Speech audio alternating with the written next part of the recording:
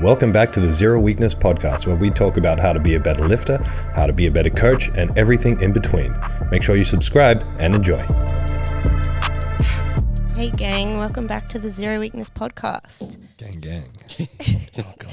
As always, gang, not our the gang. podcast is sponsored by the lovely people at Establishment Coffee. So if you want 25% off your order and free shipping, all you have to do is go to establishmentcoffee.com.au and use the code 025. How is everyone? Is everybody as tired as I am after the weekend? I'm sweet. Yeah? No, I'm yeah. still trying to catch up. Recovering, yes. It was a huge It weekend. was great. Big weekend, APL Nationals. Mm-hmm. We'll talk about that soon. Oh, James, I didn't realize you were wearing your shoes. Yeah. I thought I'd make them a work pair now. Nice. I got so many shoes, I need to start wearing them. I think that all the time. Yeah. And then I put them on and I'm like, these are going to be my new beaters. And then they'll really hurt my feet because I never wear them, so they're not stretched out. And then I put them away and don't wear them again. Yeah. I wear the same, those Nike runners or like a pair of slides to work every day. I'm like, no, I've got too many shoes. I need to start wearing them. Yeah. So true. All right. There's also that kind of cooling off period where you're super precious about them, and then you start to see them get a bit beat up, and then you don't give a fuck about them, and then you just mess them up. But do you know why I don't like wearing shoes as well? I don't like people saying, like pointing out you're wearing new shoes. Yeah.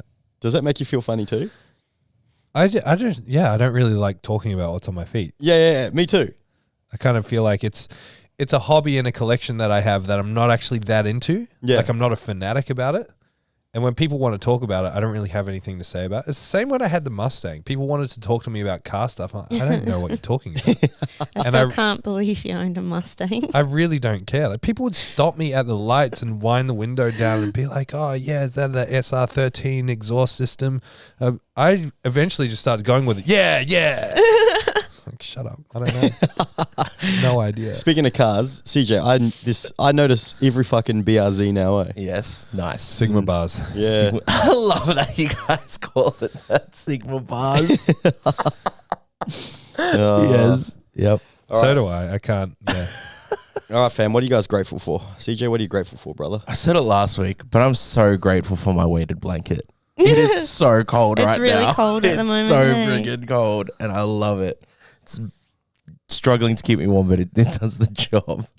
So when you sleep with it, do you also have your fan on? No. So you just go natty with the blanket. Yeah. I don't know how you do it. I'm still just sleeping with a sheet and the fan on level 2 as well. Yeah, I need the Yeah. fan Is on. it not cold where you guys? Nah, my apartment's not cold. Oh, I'm in ever. Reedy Creek, so yeah, it's like Her house is It's like a cold. casino. You know how casinos just have like the optimal temperature no matter what time of the year it okay. is? Yeah. They don't want you to No. leave. You're not really aware of what's going on outside. So wait, is it warm because the building's making it warm? As in like they have climate control inside your apartment? No, I think it's just just warm. really well insulated, and because it faces east, it gets the sun all day. But in the summer, it doesn't get hot. So Even in her bedroom, you'll open the door and it's daylight outside. But it's fucking Yeah. pitch black. yeah, You know, like those blackout curtains? Yeah. Yeah. Where my bedroom at my house is fucking daylight 24/7. Yeah, that's what mine feels like too. Yeah, it's the pits. Can't make it black. Nah. I would Oh, sleep really? so much better in hotels with blackout curtains. yeah. Mm. Yeah, no, my place is like, if it's a cold night, the house will be cold all day. Yeah. It's the worst. But see, I like that. I like it. Do you cold. get any like sun? it. I do like it. No, I do, but I don't know. It must just insulate the cold Yeah. because it stays cold even like midday because the breeze is so cold where I'm as well. Yeah, because sometimes I get sad. Sometimes I want to be cold. It's fun to like rug up and Yeah. get under a doona and No, stuff. it's always Well, cold. this is the first time I've worn a hoodie. Yeah, not actually, at- I haven't not seen at you in a nighttime. hoodie this year. Yeah, I like it like this. I prefer this. Yeah. kind of You know, temperature. I've never seen you in pants. Actually, no, that's a lie. No, what about like reffing? Yeah, wrecking. Yes, laugh it up. No, you look, No, you laugh look it up. great. Go for No, it. I love it. You At probably look like Worlds. a jacked businessman because you wear Yeah. the polo, Yeah. white shoes, and You never Yeah, realize it how looks Jack's... good. yeah, You until he's in never a polo, Bro, He's so even like Jordan Anderson, we see him here every week. Yeah. Until you go see him in the clinic and he's Yeah. in like a fucking in a button-up button-up. shirt and Yeah. pants, you're like, holy fuck, this guy's massive. Yeah. yeah, yeah. I don't know why they do that. Like even young Andre, when he comes in his Yeah. work get up, Yeah. like, damn, you've been going to the gym. Yeah. Like, well, obviously. He looks like a used car salesman, Andre, when he comes into That's what I think of every Going to time. audit the place. Yeah. yeah, he's another one. He's actually quite jacked. Yeah. But we see him. He's got a rip in his pants because they're getting too small for him, so he's got to get new pants. Nice. Mm. Yeah. All right, just on that, you're talking to pants. You know how powerlifters and people that go to gym in general, they love going on about how their quads don't fit into pants, Yeah. but then they all wear fucking skinny pants. Yeah. Bro, just wear a normal pair of pants. Yeah. Your legs will fit in them. Yeah. And then you see Josh Takua. He always wears skinny pants. So it's like, no, Yeah. if Josh If Takua he can find squeeze into a pants pair. that fits, Well, it's, no, because Josh is probably in the same camp as me, where the only pants you can wear are like the ultimate stretch fit ones. That's probably true. Yeah. Like you can't wear non-stretch material; it just doesn't work. Yeah. Yeah, fair enough. Yep. Tom, bro, what are you grateful for? Probably predictable, but I'm just grateful for the team, like for what we were able to accomplish on the weekend, and it's cool to see. You know, Jamie and Lisa haven't been with us all that long. Like they've only been through one or two big comps, and they weren't that heavily involved in nationals and worlds last year. And so having them a bit more involved in nationals, having Jessica, who's brand new to it, seeing them really blend into the team and help out as well, and you know, hearing them loving the team come together. And a lot of us, we don't get to see Khan enough. You know, Khan coming down and doing what Khan does. It's just great to see like the connection through Zero, even though we don't spend that much time with each other between the gyms.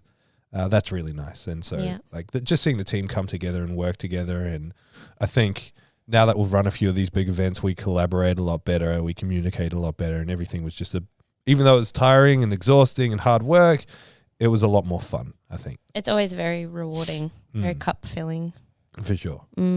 Yeah, it's always such a fun. It's fun because everyone's in the trenches together. Yeah. So everyone's fucking ruined. Everyone's tired. Everyone's miserable. Everyone's grumpy.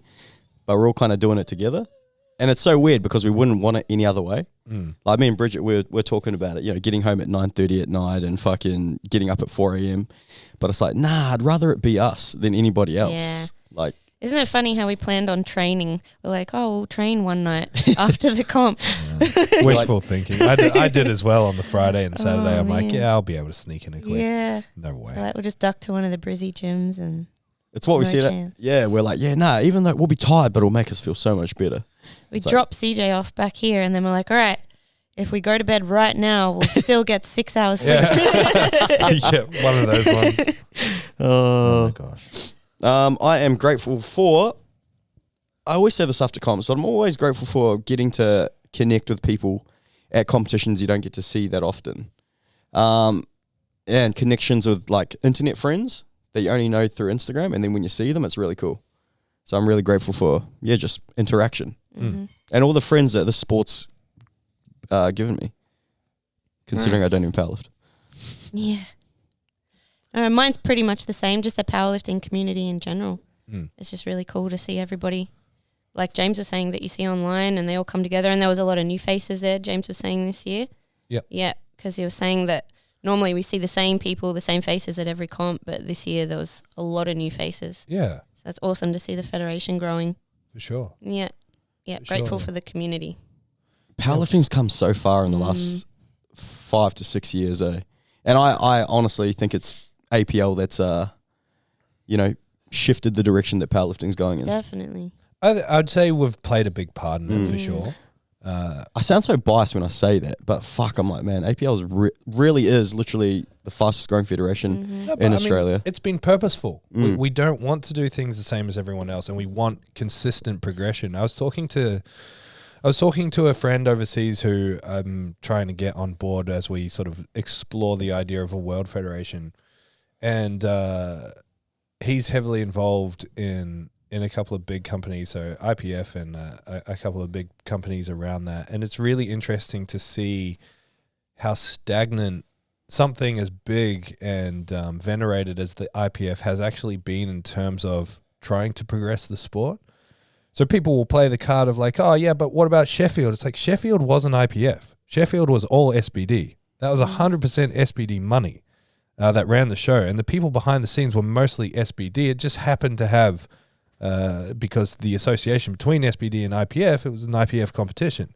And so IPF wasn't responsible for driving that nearly as much as SBD. And, we can't do that anymore. We can't just do the same thing that we've always done in powerlifting, because that's the reason why it's always been what it is. We have to innovate. We have to change things. We have to try and do things bigger and better. And it is hard because our only model of it is powerlifting. So while it does feel very much like powerlifting, because it fucking is, we have to continue to find ways to innovate, to make the sport better, to do things a little bit different. Basically, the whole goal is to create commercial viability so companies will put money into powerlifting that aren't powerlifting companies. It's weird. And the only reason, because, the IPF, they love saying no to things. They love having full control. The only reason Sheffield was, in my opinion, the only reason that happened is because SBD, they just leveraged. They've got so much pull. They've got so much leverage in the game. It's like, no, you guys kind of have to say yes to this because we're the major sponsor. You say no to this, it's like they're just going to do it with someone else. Yeah, they bankroll it, exactly. Which is great. And like, this is no hate on IPF or anything like that. I'm not trying to drag IPF through the mud. I'm trying to say, like, this is the reality of powerlifting, is that no federation has really made tracks in innovating. WRPF, when it started, whenever it was, 2015, 16, whenever that was, internationally, like in Russia, was really trying to do that. They were really trying to innovate. They changed the rules. They tried to make their competitions fun and exciting. They had live bands and motorbikes and shows and all this sort of stuff. It was wild, and it's just kind of died. Like, it's I don't actually know the story of where a WRPF is now, what they're doing over there, whether it's political stuff happening with Russia, Ukraine, whether it's just the people that were running it aren't running it anymore. I don't actually know. But yeah, they were trying to do it, and it needs more professional attention, and I guess that's what we're trying to do. And we're very young. We've got a long way to go. We've got a lot of work to do. We're very much still just another powerlifting fed, but we're working to break away from that. Just like PTC Gold Coast and then Zero was just another powerlifting gym, and now we've found the formula and broken away from that. That's what we want to do with APL. All right, I'll kick off the quotes. Life is like doing a cycle. Life is like riding a bicycle. To keep your balance, you must keep moving. Nice. Kid, you got a quote? Yeah, when you stop expecting people to be perfect, you can like them for who they are. Nice. Nice. Relax, so CJ. I can't. I slipped up my words, brother. That happens to the best of us. Mine is progress has little to do with speed, but much to do with direction. And I feel like that actually fits in with what we just spoke about. Very true. Getting bigger, getting better is about doing the little things really well, but consistently and over and over and over again. Nice. Mine's from one of my favorite movie villains. What did he say? You couldn't live with your own failure. And what did that bring you? Back to me. Ooh. I don't know, is that Bane? It's Thanos. Ah. When Marvel peaked. Nice. Thanos. How good. Well, that's weird because Marvel peaked like 12 years ago. Yeah, that's when Thanos was the big bad. Do we have What? like a pillow for is- Buddy's head or something? Because he doesn't look very comfortable. He's all right. Yeah. Is Avengers that old? The first Avengers was 2009? Hey. Yeah. 2009. Far out. But Endgame was more recent, and that's sort It's of like 4 or 5 years ago. Yeah, Endgame was 4 or 5 years ago. Yeah, jeez. All right, so we're going to do an APL Nationals recap. It's going to go for quite a while. So I put up a question box just on Instagram not too long ago, and there are some funny questions I want to get onto first before we rant on forever about APL Nationals. Sounds good. All right, so I got a few questions from J. Holmer-Letty, aka Brick, from Melbourne. Of course you did. Everyone loves him. First question he asked is, I'm going to ask all his questions first. Are we going to get any of the Zero crew down at Push Pull Run? Well, I can only speak for me. No. But thanks. You might see me there. Whoa. Maybe. It just mean I'd have to... Yeah. No, maybe. Wait, so they ran it on the weekend, right? Yeah, it looked sick. Looked really cool. Who won? I'm not too sure because I don't know how they'd work out a formula to decide who wins. I thought they had figured out a formula. Oh, did they? I'm not sure. I remember him that was like the ongoing discussion on the podcast, and I thought they worked it out. So Ah. is thought it they going to had- be an annual thing? Well, they've already announced the second one, haven't they? Oh, really? Or maybe it's just Jamie Smith doing Jamie Smith things and talking about everything all the time. I'm not too sure. It looked really cool though. So yeah, I'm not gonna rule it out of the picture. I might do it. Nice. 2024. Gidge, would you do push pull run? Maybe. I'll have to start running. CJ, Hell no. Push pull. I'd do pull. Yes. pull squat pull. All right, this is another one from J. Maletti for Thomas and Bridget. Top 3 favorite scenes from Lord of the Rings. 1 to 3, and The Hobbit we don't count. Yeah, we don't count The Hobbit. Well, that's a bit discriminatory. It's James and CJ. That's really tough. I like when Aragorn tells Frodo to leave with the ring and the Uruk-hai have just shown up, and there's that slow motion shot of Aragorn walking around and he pulls his sword out and then he starts fighting him. That's amazing. What else? What else? This is so hard. There's so many great scenes. Oh, the Ride of the Rohirrim. That's number 1 for sure. And It's I hard know. it's hard as well because like some of the big scenes or like the Battle of Helm's Deep isn't just one scene. You know, yeah. there's so many. Yeah. The Battle of Helm's Deep is what makes The Two Towers my favorite movie. Mhm. So I'm just going to go with that. The Battle of Helm's Deep. What about you? I don't know. I'm probably going to cop out of this one. to be Yeah. honest. It's too hard. There's too many. All right, his next question. This is for CJ. Oh. What made you get into music, and what made you start playing? Your guitar playing is elite. Oh, thanks, man. It really isn't. Do you follow amazing. J. Maletti? I don't think so. You need to, because he I will. rips on the guitar as well. Oh, okay. Yeah. Then you'd know that it's not elite. What made me get into it? My mum, she knew that I always loved music growing up and always loved to, jump around, dance to music as a kid. So she was like, you need to learn an instrument because you won't regret it when you're older. And could not be more true. I'm so glad I learned it. But being Asian, she was like, you need to learn the piano. And none of the music I listened to at the time had piano in it. But I was really into like Chili Peppers and, alternative rock. So I was like, that's what I want to do. I want to hit the drums. And then I got into that. And then all my uncles played guitar, as all Filipino uncles do. So I picked that up just through that and through playing at church every week. But yeah, that's Nice. how I did it. Did you ever learn piano? No, I learned like chords, Yeah. but I really I have no idea how to. Do you think you would? Now, yeah. Now Yeah. I'd love to. I So wish I good. learnt it. Now I wish I did. Yeah, same. Both my grandmothers played piano and they started teaching me before we moved away, but I wish I had kept it up. Yeah, Yeah. I'll have to bring the synth back in. Yeah. yeah. You guys some lessons. Yeah. All right. Once I learn how to play. This is from the King, T. Hardy. Oof. What's each of your guys' greatest accomplishment as an athlete and as a coach?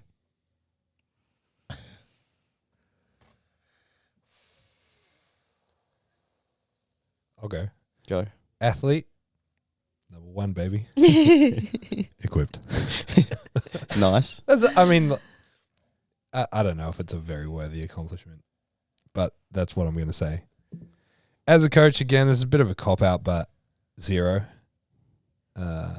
However, like, having the first 300 kilo raw bench by Coops, that was a pretty special moment for me as a coach. But so was everything else, like the biggest deadlift in Australia, the biggest total by a team, like so many big accomplishments that we've achieved through 0. But I think the 300 kilo raw bench was a huge one for me.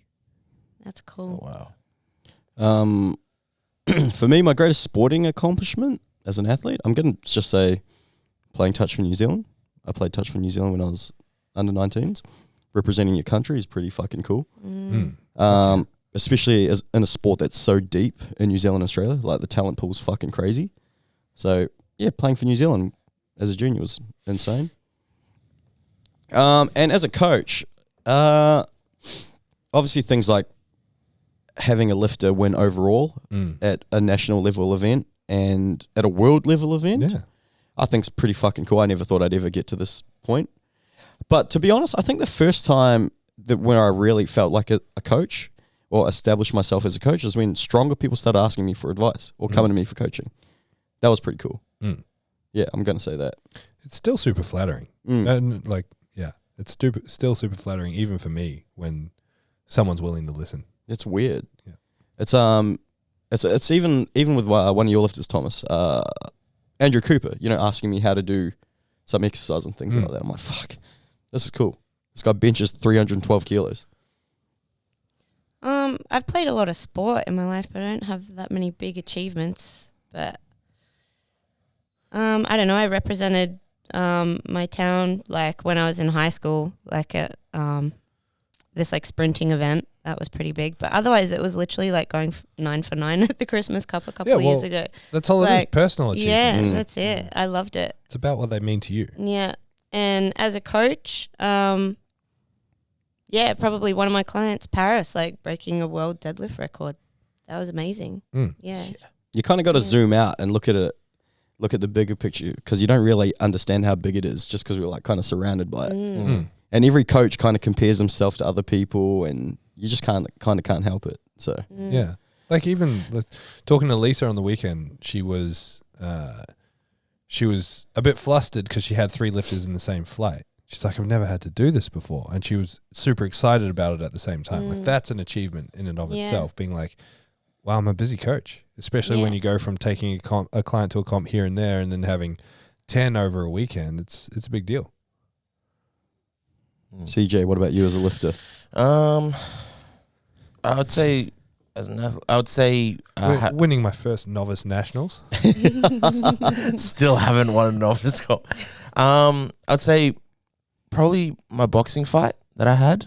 Nice. That was wild. Like 19 years old and fighting someone my age now, and getting to a ring like at the casino and like with a huge crowd. Like I never thought I'd ever fight on a stage like that. Or fight. So that to me was like a while. Like even looking back, I was like, I can't believe I did that. We have to snippet that for the podcast now with like overlay footage of you. Yeah. It's time for the people to see. Yes. People have been asking for it. Yeah. And I would say like even at the recent comp, like when I pulled 250, that meant so much to me. Because I worked really hard for it, and I'd missed it in the prep, and being able to hold on to it on that day, I remember it meaning so much. So that was probably up there. Yeah. I'm just going to go on a limb and say this. If there's 2 people in Zero out of across the entire Zero that you wouldn't want to fuck with, the first one is CJ. He's got hands for everybody. And then the second person would be... And he's got beef with everyone. Yeah, he's Like a hater, bro. There's a level of beef with everyone. You know it. Both are so untrue. Do you know who the second person I would never want to fuck with, though? Yeah, I want to try and guess. Thomas Lilley. No. That's terrible. Why? Because I'd be like, no, we can sort this out. Stephen Bradshaw. Oh, yeah, don't mess Yeah? with that guy. He's just scary. He's humongous. And he's... Who's Stephen Bradshaw? Big Steve. He was at the comp over the weekend. Drives the Ram. He's got the Ram. big scar across his nose. He was driving. You'd the know him truck. if you saw him. You'd know straight away. You're going to feel so stupid when you realize that you 1,000% know him. Yeah. For me, Dean Ilgith. Oh, no. Yes, sorry. He's up there too. Dean Ilgith. Dean Ilgith or Kevin Boatwood. Yeah. Really? Yeah. Well, I've said it numerous times, like he's the guy that 3 thugs would break into his house, armed thugs, he'd mess them up. That he'd be on the news with like 70-year-old man destroys thugs that break into house. That's so cool. Both of them have pasts where they'll elaborate on what they've done or what they can do, but will never ever give details. And those are the people you don't mess with. Well, Dean was a really good boxer too, wasn't he? Good boxer, yeah. Grew up in boxing gyms. You can see it in his build. It's why he's such a good bencher. It's all like that sort of internally rotated. anterior. Yeah. Who's this? Dean. He owns Mackay with us. Yes, Dean. Big bencher. Yeah. Stephen, as in the guy that owns the car, the nice cars, and slept in his boat. Yeah. Don't put me up with him. He's genuinely like But what's funny is he's like the nicest guy. He Yeah. is. Yeah. The Yeah, but nicest so guy. are you. It doesn't stop the Filipino rage within you. All right, my next question is from Cookie Thor Edan. Who would win in a sprint, James, Thomas, or Buddy? Right now, Right Thomas. now. He's the only one that's not injured. That's true. Not the only one acutely injured. Yeah, Buddy's got a torn ACL, just had surgery. I got broken ribs, so Thomas would win this. Yeah. I'll take But that. if it's when you guys are in peak physical fitness, Buddy would Yeah. Buddy kick by miles. everyone's ass. I've seen him run. That's what he does. Yeah. He also asked if you could be a superhero for a day, who would you be? Mine is Wolverine. Oh, I was going to say Wolverine. The guy's a killer. I don't know. I want to put a limit on it. You can't be like the indestructible ones, like Superman. Oh, I was going to say the- Superman. The blue guy from, what's that? Blue guy. What's that? The Beast. No. The blue guy from the DC, like the DC Superman equivalent. No, I mean, Superman is DC. Watchmen. The blue guy from Watchmen. Oh, yeah. Oh, okay. With the dick. I don't know. I always liked Storm from X-Men as a kid. Yeah. I'd probably go her. Nice. Yeah. Someone was a badass. They ruined her with Halle Berry. They did a little bit, hey. In the cartoon, she was wild. Yeah. Do you reckon they ruined her with Halle Berry? Yeah. They She just wasn't made as her. much of a badass. Yeah, but she was sexy. Yeah, but that's not what it's about. Exactly. CJ. Oh gosh, I don't know. I was gonna say Superman.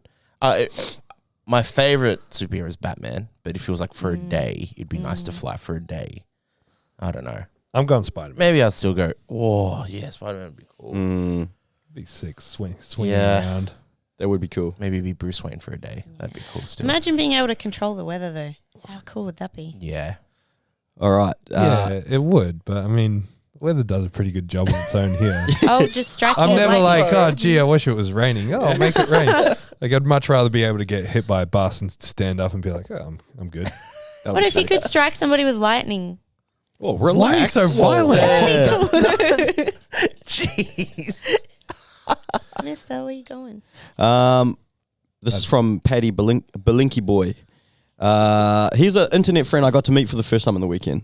So shout out to Paddy. He asked, why are RDLs superior? To what? He's got a humongous RDL, so that's why he's asking this. He pulled 327.5 on a stiff bar. Jesus. I Just didn't recently. realize he was that strong. He's Jeepers. fucking so strong. He's the nicest guy. I love him. I think they're a great exercise, but that's a dead end question. Superior to what? I think he just wants to point out that He he's got just a wants to say he loves RDL. Yeah. All right, well, there's your shout out. Superior exercise. Good on you, Pat. Drum Grumpy got a powerlifting question here. This is what we wanted. How to keep getting stronger while remaining in a weight class? Is there a cap? Does it vary individually?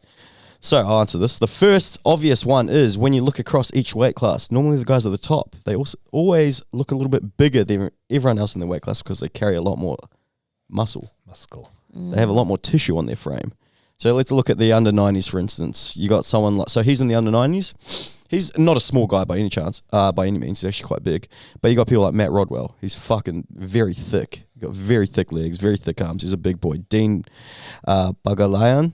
He's fucking Josh Takua 2.0. Yes. Just got a huge amount of muscle on his frame. So if you can fill out your weight class with as much muscle and as least amount of fat as possible, that's always a very good start. So manipulating your nutrition, and along with that, obviously a really solid training program to help you build as much muscle as possible. Yeah, 100% agree. Maximizing weight class is exactly that. Being as lean as possible, as muscular as possible, within striking range of the weight class, but not having to be in a calorie deficit to maintain it. Like to be able to maintain that weight. As soon as you can't maintain it, that's when you go to the next one. Yeah. So let's look at some weight classes. Let's go with the 82s, for instance. Russell Orhe, fucking jacked out of his brain. Looks like Ronnie Coleman. Under 90s, John Hack, jacked out of his brain. He's maximized his weight class. Who's a huge 100? Rate Sagor. Yep, he's jacked as. 110s, Will Crozier, Thomas Lilley. I'm not 110s. Dan Green. Yeah. Yeah, that's fucked. 125s. Who's a humongous 125? Is Nicholas Dupree a 125? Yep. Yeah, That's he's- disgusting. Yeah, he's like the poster child of what maximizing a weight class is. Is he okay, I'm mind blown. I just chucked that number there. I think he walks around between 124 and like 130. But recently he's been on a bit of a bulk. I think I saw him post not too long ago that he was sitting at like 131. He just Isn't- squatted 375 for 5, by the way. So scary, man. Isn't Nikolai Cushing? He's 110s. Yes. Yeah. He looks like a giant. Those legs are Just say ridiculous. 375 for 5. Yeah. Yeah, he's a monster, man. So Nicest guy and ultra smart as well. Do you know who he kind of looks like? Jordan Hallier. A little bit. Because he's got the glasses and the tattoos, the stretched ears. Yeah. Looks like Jordan Hallier a little bit. A little bit. 375 for 5. That's fucking monstrous. Fill out your weight class as well as you can. 140s, Theo. Yeah. Theo's starting to get gosh. ridiculously big. Yeah, a that's- giant. Kid's That's- massive. It's disgusting. He's like a mini Hellregal. Like Dylan's legs. I've never seen legs that big on a human, and Theo's heading that way. They're stupidly large. Well, remember when Theo was standing next to Will Crozier? And he just Will look small. he just dwarfed Will. Yeah. Like made Will look short and small. Mm. You did still out angle Theo in that photo you got with him. With the arm. Oh, man. You I got remember- that pose down pat. I used to make an effort to crop out your arm in photos. Remember this? Like before I worked at Zero? Disgusting. We take group photos and I always crop Thomas's arm out. All right, a few more. You got tons. Yeah, got a few. Are most of them nonsense though? They're just funny ones. Angus Roxburgh, best macro-friendly meal prep ideas. I don't know because I'm never trying to eat macro-friendly. I don't know. I'd throw like kangaroo out there just because it's so lean, so high protein.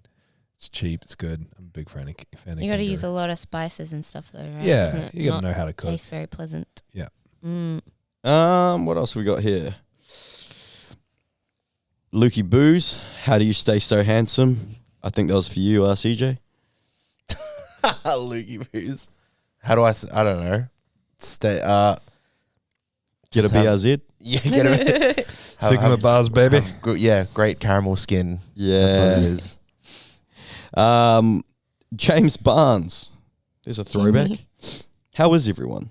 Aw. Come in and find out. Yeah, come back, Yes. Jimmy. We're good. We're less good without you, but we're good. We He miss was the you. man. I miss that guy. What else do I have here? That's pretty much it. All right. Let's talk about APL Nationals. I never know where to start. Like, it's such a big weekend from start to finish. I don't know if we talk about, like, the whole setup and packing down process, just go straight into the lifting. It was pretty crazy. It was. It's been my favorite comp so far. Same. Yeah. What made it your favorite comp? Just how well run it was. The aesthetic as well. You know me. I love a dark aesthetic. The red lights. It was so good. It was just a great vibe. The actual venue itself. Everything was amazing. Did I tell you what I'm going to do with the Pro? The smoke machine? Oh, really? Yeah. So you know, we had like the banner and then the big banner behind, and then that side was open. Mm-hmm. So at the Pro, I'll have another banner there, and I'll probably drape something over the banner and attach it to the wall, and then have a smoke machine in there because there's a colored light directly above it. So where the chalk bowl is will be a smoke machine, and you'll walk out in like red smoke. Ooh. That'll be amazing. So when I went to the Irish Pro in Ireland, they had it set up like that and with green lights because of Ireland. And I always thought, fuck, that would be so cool to set up at one of our comps. And something like the Novotel, it's too bright. You can't, like, there's not the sort of stage lighting.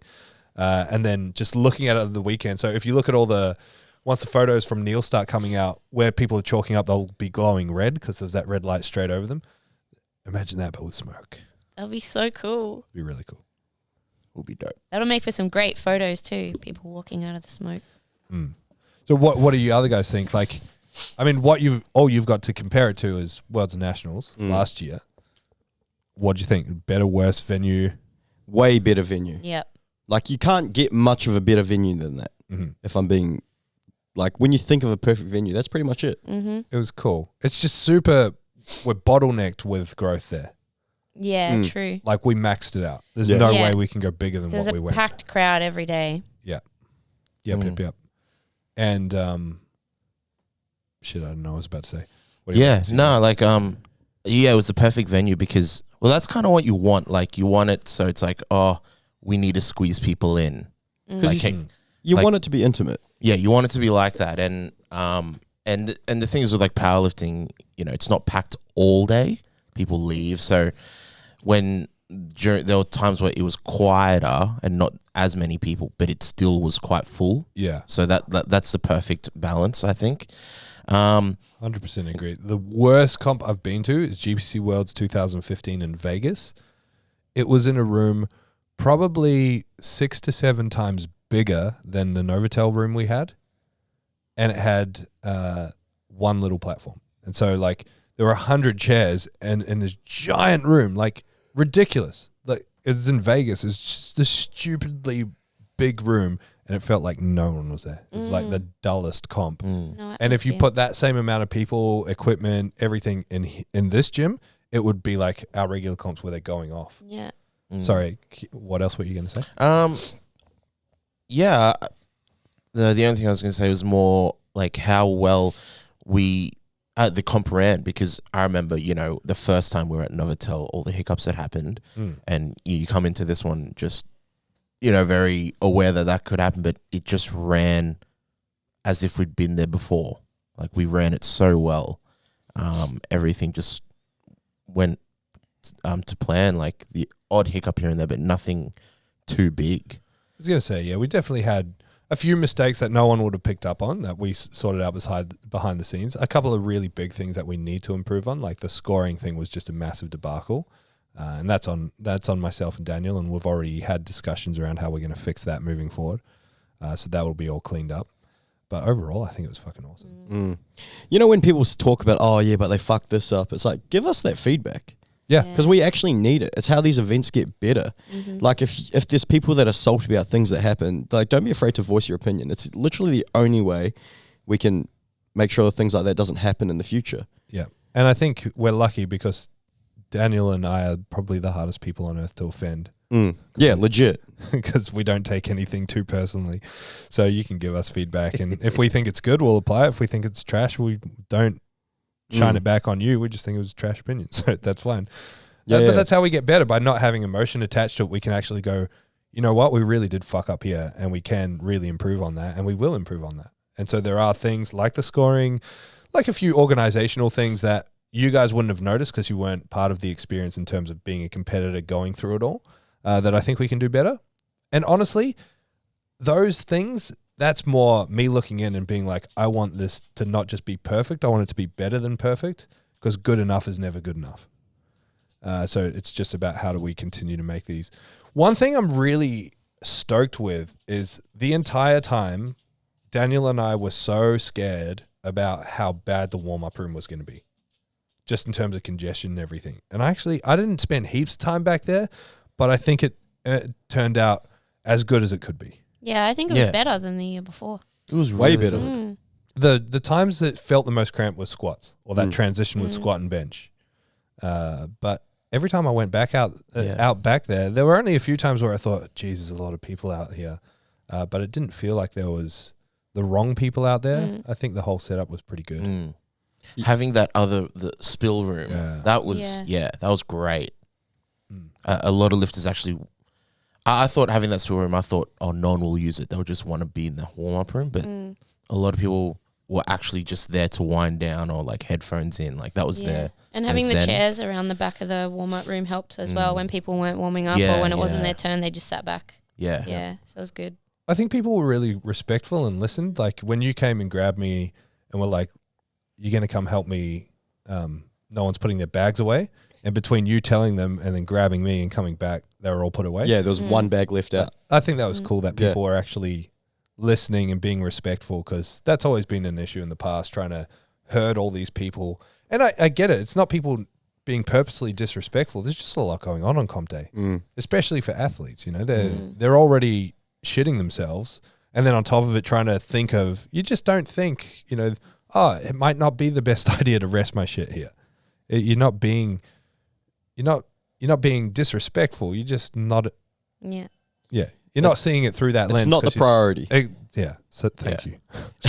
Finding it hard to talk. Comes back to my quote: don't expect people to be perfect all the time. Everyone's just doing their best. Yeah. It was actually cool because I remember there was one time where I was like, oh, hey, okay, no one lean plates on combo racks. Don't do that.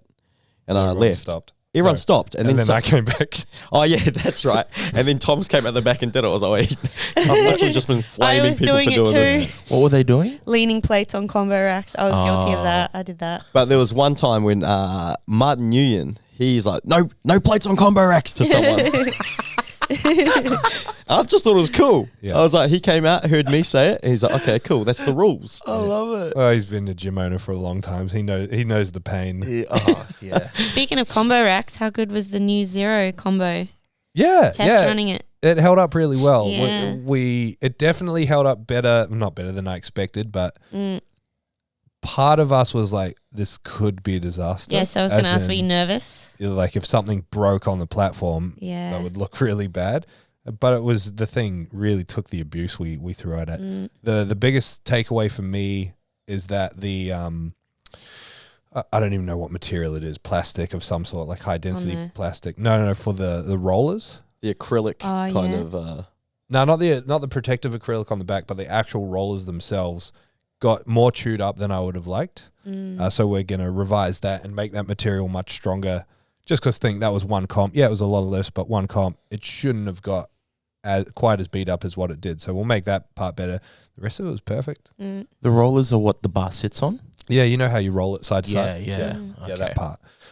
We didn't use the actual pad of the bench press because we didn't want to throw lifters off. We didn't want them to warm up on the Eleiko pads and then have a different pad on the platform. But by the Zero Pro, we'll have enough Zero combos to do that. Oh, really? So, because our pad's way better. I was about to say, we would have seen some bigger third attempts being made. So. So is that the same pad as the one that's on the bench downstairs? Yes. Yeah, So that's nice. Yeah. Thick, ultra grippy, Super a little bit softer, Yeah. but not too soft. It's so funny. Me and Angus, I spoke about it with Angus. If he, because I wanted to load 170, and I remember thinking, if we had that pad, I would have definitely loaded 170.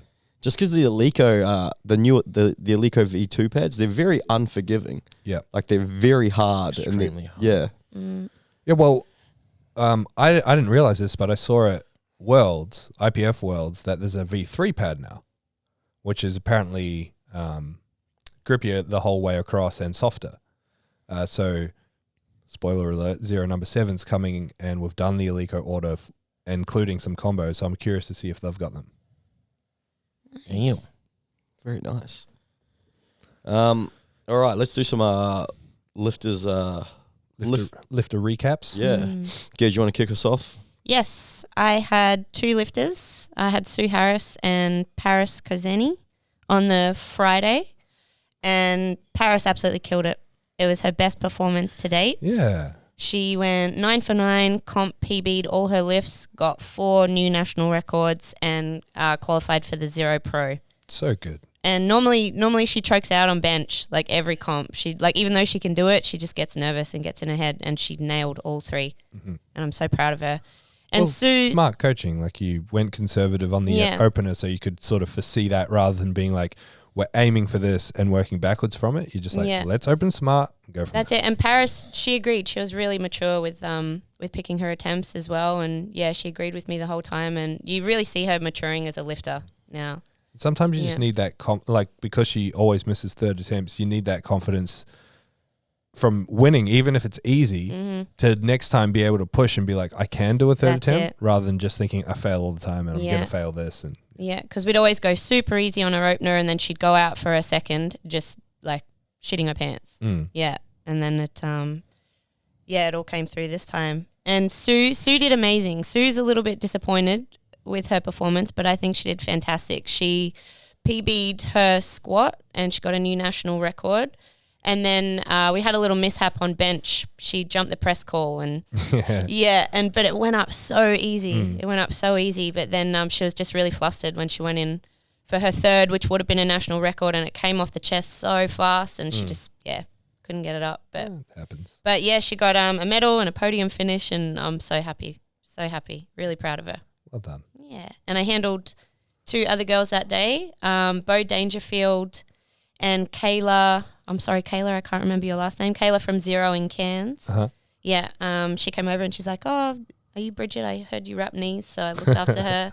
And it was Bo's birthday as well. I forgot to say happy birthday on the day because I only found out too late. So happy birthday, Bo. You did amazing. Nice. Yeah. James? I had 4 athletes competing this year. Mm-hmm. So I had 4 athletes competing. I had Jasmine Tong, Dave Rumsley, Angus Roxburgh, and Matt Rodwell. So I'll start with Dave Rumsley, under 90s. So just for a bit of context, before Dave started here, he had never even squatted 200. Mm-hmm. And he squatted 232 for a 3rd attempt. So good. He just needs a little bit of a push. Like, he doesn't really know that he's actually quite strong and how capable he is. Yeah. So he squatted 232. He went 3 for 3 on squats, which was fucking awesome. And hit a PB, huge PB on squats. He went 3 for 3 on bench. He benched 117.5, so hit a comp PB and bench PB.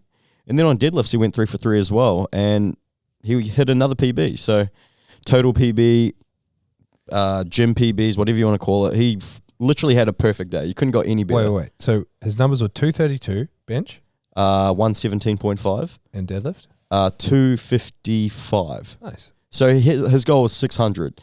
And 600 was a little bit of a stretch. Yeah. But we hit 605. So good.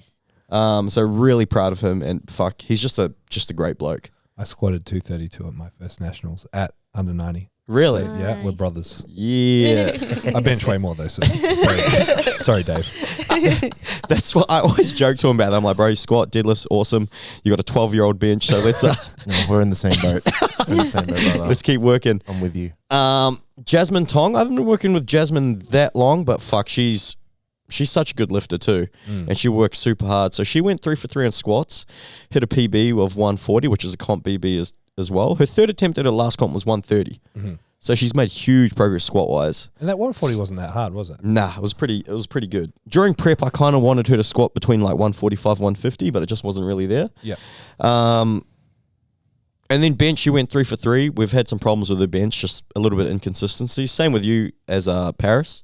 Just same things. It's like a confidence thing. Mm-hmm. Once it gets past a certain point, all of a sudden the confidence goes out the window, and they're not sure if they can actually hit this particular number. But 3 for 3, she fucking killed it. And then, so we were super confident going into deadlifts because that's her best lift. Got her first attempt, really easy, 150. And then her second attempt at 160, I didn't think I didn't think it was hitching, but she got 2 reds for hitching. So I was like, oh, that's all right, don't stress, let's go up again. 162.5, which is a comp PB and PB, but she got called for hitching on that one. It was really unfortunate. So she went 7 for 9, but she still came 3rd place in the under 67.5s. So yeah, she was a little bit disappointed, but at the same time, she's fucking wrapped that she got to podium at a national level event. Yeah. And once we get on top of that little hitch that she did, she's gonna kill it, because nothing was that hard that she did on comp day either. No, it all looked great. Yeah, so she's still got a lot left in the tank. Angus Roxburgh, he's just one of everyone's favorite. Everyone loves Angus. Yeah. He had the dream meet again. I don't know how much longer we can keep up this type of progress, though. This type of progress. No, he's your Tom Hardy. Tom Hardy hasn't stopped. Yeah, legit. So Angus, at his first meet in December with me, we totaled 587. And I remember in the warm-up room, Jordan Anderson helped him with his warm-ups, and he squatted 170. And Jordan came up to me and goes, "Hey, bro, are you sure he's going to be able to open on 190? I'm like, "What do you mean?" He almost folded on 170. So at this compy, his 3rd attempt was 242. Wild. In sleeves. Yeah, in sleeves. So at this last comp, at his first comp, his 3rd attempt was 207.5. Yeah. His bench, 3rd attempt, 167.5. In comparison to his first comp, his 3rd attempt was 147.5. So good. Deadlift. He's got a decent bench on him, eh? That's so good. He's such a well-rounded powerlifter. Yeah. He's like consistently making awesome progress across all 3 lifts. So he'll hit 700 pretty soon. And we're going to get into reps this next comp. Yeah. Deadlift, he hit 250, which is a 2.5 kilo comp PB. And we attempted 260, got it above the knees, just couldn't quite lock it out. Yeah. So he was a little bit gutted, but he got 657 total, which could have been 667. So he is inching closer to 700, which is fucking huge in sleeves. Yep. But even though I just said he's going to get in reps pretty soon. And then Matt Rodwell. This bloke doesn't need any introduction. He's a fucking monster. He totaled 742 at under 90. Squatted he attempted 292. Stood up with it pretty easy. Just got 2 red lights. Yeah. It was pretty similar to a second attempt, so it could have gone either way. But that's competition. Benched 175 and deadlifted 287.5 and then failed 295, I think. So 742, he took it overall, so he had the highest point score in the day or across the whole weekend. Yep. So pound for pound strongest lifter in Australia in APL, which is fucking a huge feat. He's just a workhorse. He loves competition too. So he's gonna start prepping for the Zero Pro as well. Yeah, that was my weekend. Awesome. Awesome. I had 4 lifters on the weekend. Jessica Kennedy, Jacob Tapp, Kathy Grant, Andrew Olm. Everyone did wonderful. Jessica is brand new to powerlifting. She's done it once. She did states last minute in New South Wales, and she did nationals. And she's a high achiever. You know, she works hard. She's achieved a lot in her life on the back of a lot of hard work. She's had very, very little direct help. And she puts a lot of pressure on herself. So she wasn't stoked with her performance, even though I was. And she's got a fire in her belly now to push for the Zero Pro. So she did really well. She won overall in the females. Kathy Grant was going to pull out of the competition a few weeks ago, or a few weeks before the comp, or a month or so. She's been having some ongoing back problems, and they got pretty bad to the point where she really wanted to pull the pin. She started seeing Scott at Effectus, who was one of the sponsors of the event, and between him and me, we developed a good rehab plan, got her back on her feet, and she was still able to show up and hit PBs. Yeah, she killed it. So she had a really good day. Was that her best meet she's ever had? Yes. Yeah. Best meet she's ever had. I mean, not huge PBs, but definitely way better than we were expected. Like, she went in with no expectations based on the injury, and was still able to perform and hit PBs. So that's awesome. Andrew's ready to go into the hundreds, let's put it that way.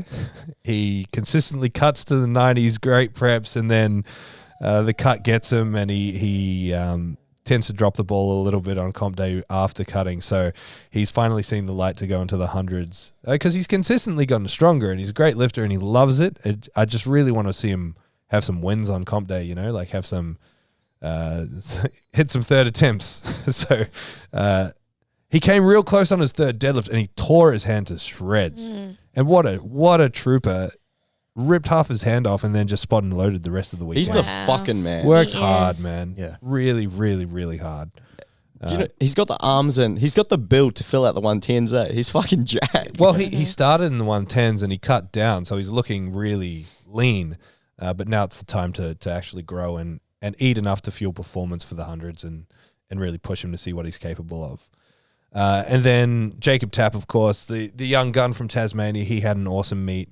I've been working on and off with Jacob Tapp for a long time now. And, I mean, the kid's awesome. He just pushes hard and he loves it. We were making some great momentum about a year, maybe even 2 years ago, and then he got hit by a car on his motorbike. Oh my God. And snapped his legs in half and had a long rehab and recovery from that. So this is his first year pushing again, and he's hitting PBs again. So he had a great meet, won junior overall, and no, he didn't place in the overall 1, 2, 3. He won junior overall, classic raw. Won junior classic raw overall, yes, and he also won best junior of me, male. He's a weapon. Did he? A junior classic raw. Anyway, he had a great meet. Long and short of it. Do you know? Nice. Sorry, You don't have to cut that part out. just want to double back on Jessica. Do you know what pisses me off? She probably thinks powerlifting's easy. I think, She's so talented. yeah, she really is. I think she's not like that though. Because she doesn't look at everyone else. She looks at who's ahead and she's like, I want to really aspire to be like the Jen Smith, the Biancas of the world. Well, she's on track because she's so nice. So nice. She's just like those two girls that you just mentioned. Really hard worker, really excellent. Again, I think it's just a high achiever mindset, and also just like every lifter has to learn how different lifting in comp is. Like, that's the big lesson she took away. The first comp she did a few like lifts that were potentially questionable compared to the reffing we had at Nationals. So there was a hard lesson there in terms of like doing it according to the rules and how tough that was. But also just, the nature of peaking. And she's also had some instability in her life in terms of just moving houses and house sitting and being a bit of a nomad for the last few months. So she's finally got a house, and she actually moved over the weekend with Nationals as well. So she's a trooper, and now that she's got some consistency and some stability in her life and outside of the gym, I think she'll really showcase what she can do at Zero Pro. It's really weird with powerlifting. I've had this conversation with a few people. With powerlifting, you think you're in control of the outcome. Like it's the only sport where you feel like you can predict the outcome, and when it doesn't happen, you're upset about it. So Tom, bro, like if you're to play soccer, you're like, I'm going to score 3 goals today, and we're going to win. You have no idea. And if it doesn't happen, you don't get upset. You're just like, it's sport. It's how sport goes. But with powerlifting, you think training's gone this well. This is what I'm going to do on the day. And you don't take into account, obviously, the rules, the referees, the environment, the adrenaline, like the nerves that come up on comp day and things like that. There could be, like, if you've done a cut, those things come into play. So it's really weird that we think that we can control the outcome 100%. And then when it doesn't go to plan, we get so upset about it. Yeah, it's such a weird fine line to walk and this is why coaching is so important, because we're not just coaching numbers, we're coaching people, and everyone's mindset is so different to how they respond to certain ways of thinking. And so on the one hand, a lot of the times we go into competitions with these dream numbers and we almost go in as if we've already done it, which can bring complacency. Like if I'm like, I am going to squat 300. If I don't squat 300, I'm super disappointed, rather than I want to squat 300 and I'm going to try my hardest to. If I fall short of that, I can be like, well, I brought my best game and it wasn't there on the day. And some people need to think as if they've already done it, and some people need to change their thinking to be more maybe positive or maybe even more negative. Like I respond really well to a more negative outset, because if I'm told I can't do something, I'll do everything I can to do it. And so that's how I go in. I'm like, you're not going to squat 400. Dream on. It's not happening. So when I approach the bar, that's what my programming says. And so in my mind, I'm like, you know what? Fuck you. I am going to squat 400.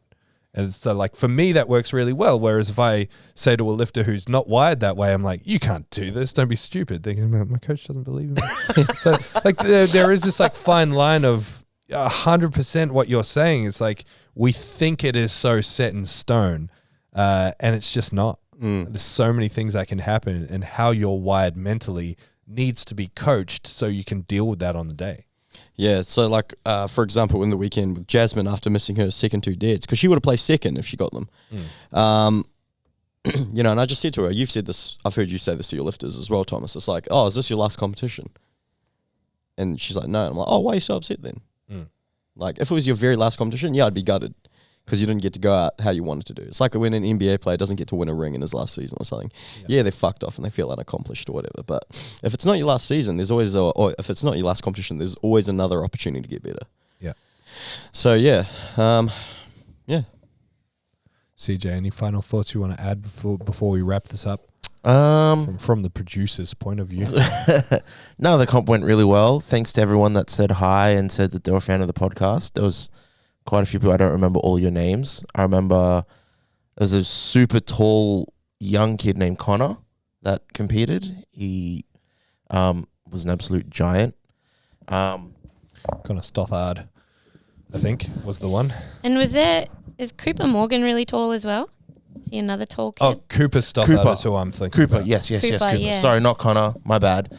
And there was another guy that I met like on the staircase. You know who you are. Yeah. We're very appreciative of you guys' support, and yeah, it was really awesome to meet you guys. And that's what I love about like this national comps is I still think it's so wild that we hold an event that people from around Australia come to. Like we'll travel and, come to compete at and look forward to competing at. And we get to meet the best of the best from around Australia that we don't have to travel to go to Sydney and go to all those dope gyms. Like they all come here and we get to see them all do their thing and lift on the high stage. And yeah, that's such an honor for us to get to witness. So yeah. I know we thank them every day, and I know we shouted out Andrew a second ago, but like seriously, we could not have done the comp without the hard work that all the spotters, loaders, referees, everyone put in. And there were so many people. Like, I'm not going to name everyone, but Carly sat in the refs chair most of the weekend. Robbie and David and their offsider from Melbourne. And Jane Millers. She Miller, competed too. She competed amazing. and she was all over it all weekend. Jacob Funstein was there from start to end. Yeah, well, before, like, he was still working yesterday, Tuesday, transporting stuff from Southside to Brisbane. He's a big fan of the podcast. And Jacob, we are so grateful for the amount of work that you put in over the weekend. Rochelle and Meg, Dana came up, just everyone. Hayden. It was so cool. Yeah. And alongside Andrew Ohm, who jumped straight on the platform after he competed, Tuva. Tuva MC'd. Shout out Josh Sakua. He's the chairman of another fucking federation. Yeah. He just wants to see powerlifting grow. Absolutely. Yeah. Toby, Angus, like I said, Ryan, everyone. Just too many people to name who really actually care about making this thing as big, or they care just like we care about making the experience the best for everyone. And yeah, like it's super heartwarming. It's very special. All right, just to wrap things up, 3 favorite things about a powerlifting comp and 3 least favorite things about a powerlifting comp. I'm going to start. The worst thing about a powerlifting comp are the toilets. 120,000%. You powerlifters are fucking disgusting. Pull your heads in. It is nasty. You don't need to be that gross. It's a normal toilet. Treat it like the toilet at home. Yeah. You don't need to be that gross. Do you ever walk into them? Like, sometimes you walk into the mess and you think, how did this happen? I started cleaning at one point. I started wiping the benches down, and it was just feral. Your powerlifters are disgusting. But why do all their fucking manners go out the door when it comes to a comp toilet? Yeah, I don't understand. Yeah. And then, all right, that's my first favorite thing. Favorite Worst. thing. That's the worst thing. All right. Got some weird fetishes going on. Oh, geez. All right, my second worst thing about a powerlifting comp is when people fart in the warm-up area. Oh, I walked right into one. It's disgusting. It was horrible.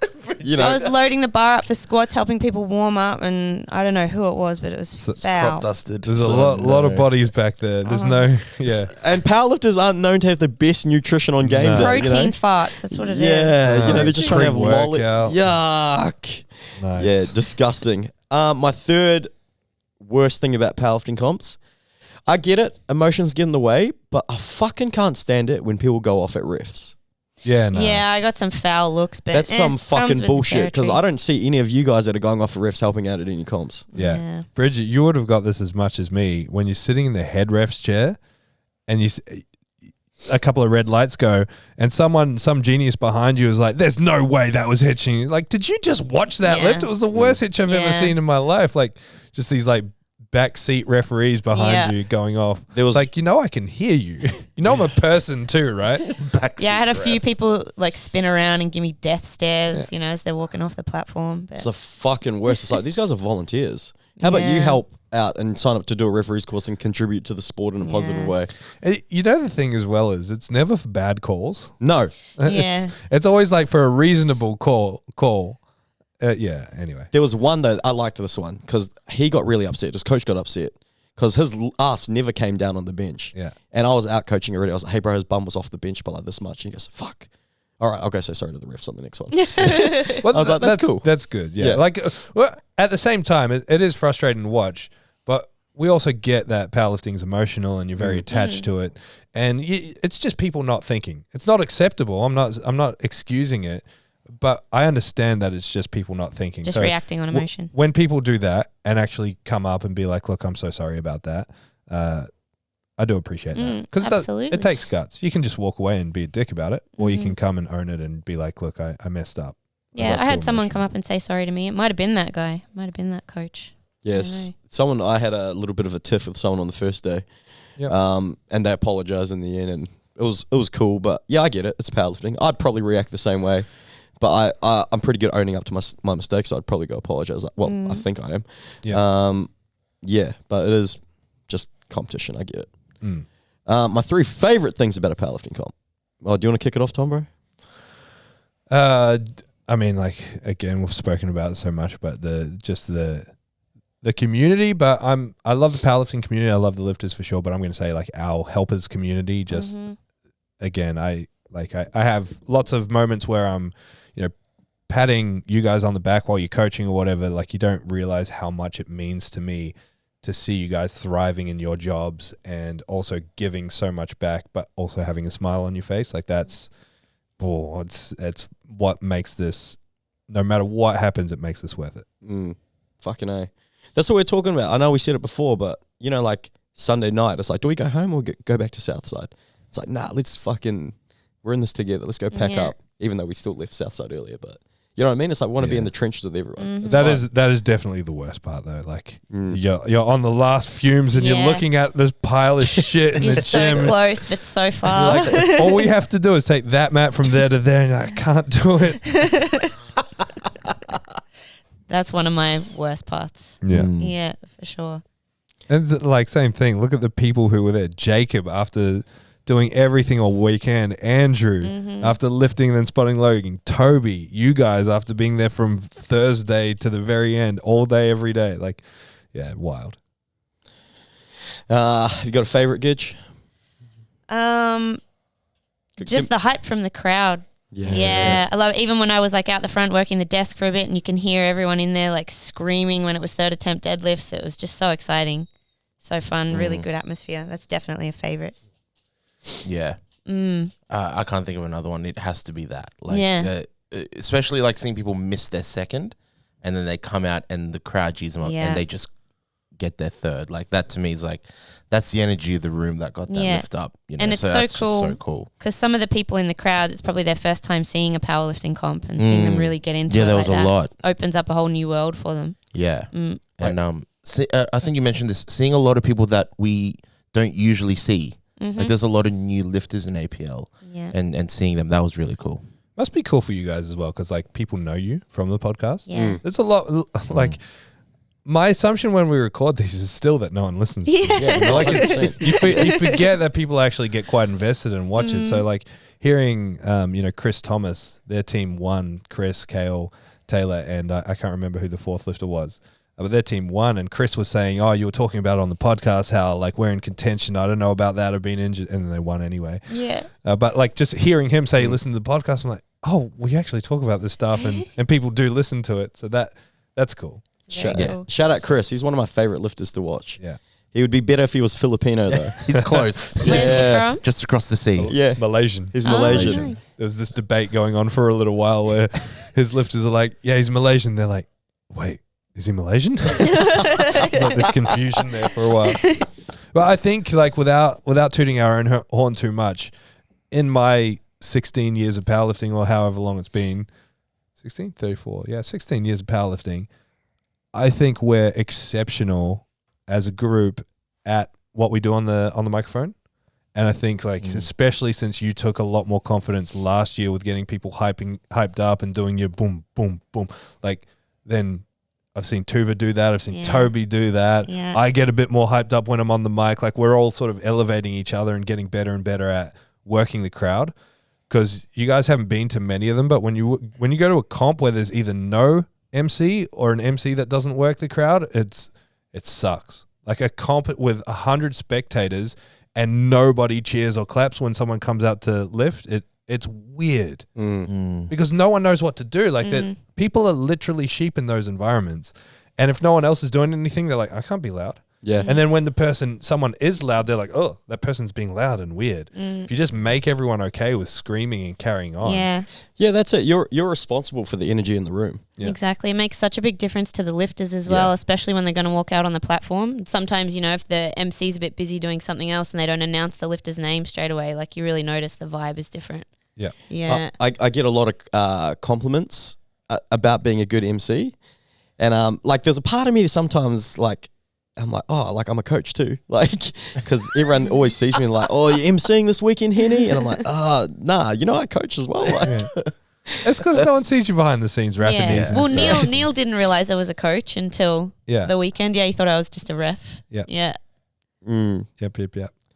But yeah, there's been who's the bloke from Strength Tribe that's going to do the Oh, Daryl and Cade Silverthorne, yeah. Daryl, so they did the live stream MC for the comp that Daniel and Jessica and I did down there. Like he kept calling me King of the North. That's why I called him King of the South. But on the live stream, all their little buddies were commenting, get Cade and Daryl. So if we can set it up to the point where we can just plug straight into the live stream and we've got enough room to set up a few mics, I'll let them do it. That's sick. So good. That's and cool. it'll be shared. Like it's the whole weekend. They don't have to sit there and talk the whole weekend. We'll share and take turns. Commentating on a live stream is a little bit harder because you're talking to nobody. Like when you're doing it live, you're getting the feedback from the crowd. When you're talking at a screen, you're kind of just like talking at a screen. It's a little bit weird. Are you guys familiar with how sports commentary work? So you have the color commentator, and then you have the play-by-play. So I don't know, maybe we could work something out like that where someone talks about the play-by-play, what's happening, and then one person just chiming in with facts about the lifter or something like that. The Joe Rogan. Yeah, so that's how, because it can be quite boring, I understand that, but this is how, I'm pretty sure I was watching this thing about commentary, because I was actually really, I don't know if you guys knew, but I got asked to be the NBL 1 MC. Oh, really? Yeah. That's cool. Yeah. I ended up turning it down, but they asked me to be the MC of the NBL 1. Why'd you turn it down? It was just a big time commitment. Yeah. And I didn't have... With no pay? At the start, it was no pay. Yeah. But it could have led to me being MC for NBL games. I don't know where it goes from there. I'm pretty sure that door's still open for me if I want to take it. But so I was starting to watch YouTube videos about MCing and commentary and things like that because I was like, fuck, if I do this, I need to do it good. Or, yeah. So there is an art to MCing and there is an art to commentary. So when sometimes people give me shit and they're like, oh, you did all weekend was talk on the microphone. I'm like, whoa, it's fucking so draining and so tiring. Well, Yes. Look at it. Like I make the joke all the time. If Bridget walks past, I'm like, can you do this for me? Everyone says no. There's very few people that have the confidence to get on there. And what is everyone, like even Daniel's pretty good at it now, but like the first time he takes the mics, he's just like, yeah, and this is James coming up for a squat. Like it's hard to just like be confident and it'd be hard to have your energy up here all the time. Yeah, for sure. You know? Yeah. That's on that day that I thought I was I was so sick on Saturday night, Gidge. I think so. I was thinking it was Saturday. I was thinking who can I ask to handle Angus. That's how sick I was. Your voice was fucked. Yeah, and I just realized I was so drained from MCing. So I Yeah. wasn't actually sick because I woke up the next day, I was like, oh, I'm sweet. Your voice, Yeah. your throat Yeah, gets yeah. so sore at the end of the day. It's hard. It's real hard for sure. One thing I try and do heaps on the mic is just I look in the crowd and I'm like, these are just all people's parents and mums and dads. They have no idea what's going on. So I try and just keep saying the rules. I of powerlifting. love how you do that. You're Yeah. really good at that. It's really, really That's good. literally what I was saying. A lot of MCs forget that people aren't powerlifters in the crowd. Yeah. And just explaining, and bench, you need these 3 calls. Or like just, those are all assumptions we make. Yeah, 'cause Josh- It's hard to do though because you feel a bit dumb. Yeah. Like I mean, you don't feel dumb, but you just feel like it's not necessary. But it really is. It is because I like being head ref, like you were saying before. I would hear people in the crowd. Someone would get a squat and then they get red lights. They'd be like, "Oh, why didn't they get that? What was wrong with it?" And then you'd chime in and talk about depth, and I'm like, "Perfect timing." Yeah. Um, All right, we've That's been about rambling on enough. Thanks again, everyone who made the weekend possible. Like I really feel like we don't deserve it sometimes, and I know we do, but like that's what it feels like, and I just feel so grateful that people really work hard to make these things happen. So thank you.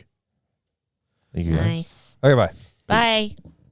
Thank you so much for listening to the ZeroW Podcast. If you want more information, head to our Instagram, @0_weakness. Hit the link in the bio for all of our services and any information on upcoming workshops and events. Don't forget to leave us a 5-star review so we can have a broader reach and answer more people's questions. Thank you once more.